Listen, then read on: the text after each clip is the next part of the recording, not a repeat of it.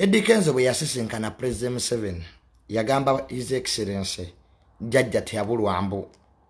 mbwe abakenderezeeko ku bbiiru jukira ku hoteli we bali mbu bali abeegaddanga baswiminga. President n'amugamba mubadde mukola kyawe okubakendereza ku ssente zino zonna mulya mulinga bisokomi sente zo zaatuuka zitya okuba nti musulaawo temulina wammwe nga President yabuuza Kenzo ko Kenzo anti omanyi munnange twava maka gaffe tujje tubeere mu semina. President n'akyusa face nga semina izaaki anti ne tubeerawo ne tukolerawo n'ebino balinawo bye baali bakolerawo buli lwakubiri bi live band.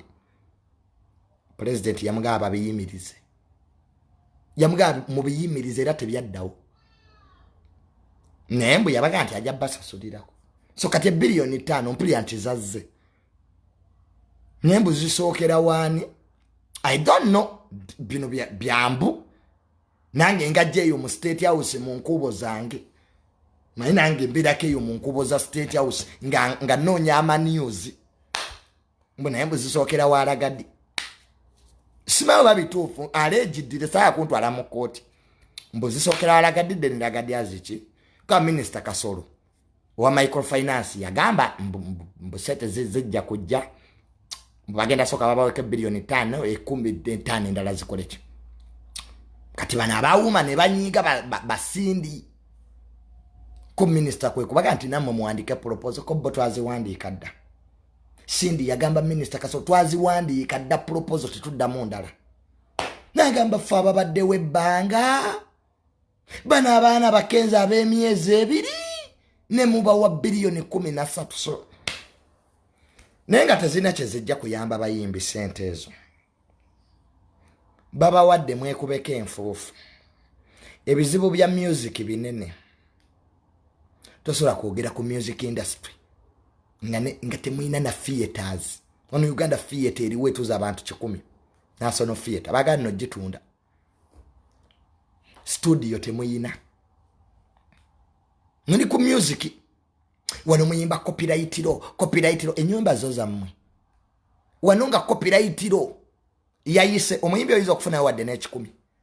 ankumi mukopa bya America mukopa ba Jamaica mukopa ba Nigeria kali waliwo omwana bamuyita Tomedi yabyedde oluyimba yo muzabibu tata ye yagulima gwe gutubeezaawo ewaka waffe oyo naye tamanyi nti copyright emukwata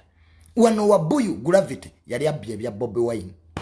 kividiyo kye ne bakisikayo ku YouTube creativity temwagala kudde mu studio abayimbi kuyimba mubba byabalala copyright loke mugisabejje abamu jasigaze ennyimba 2 mu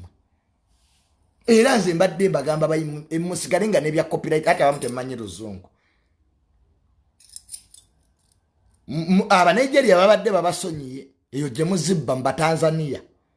ne kati we muna akifuula copyright lo oli n'abeera eri n'alaba nti kati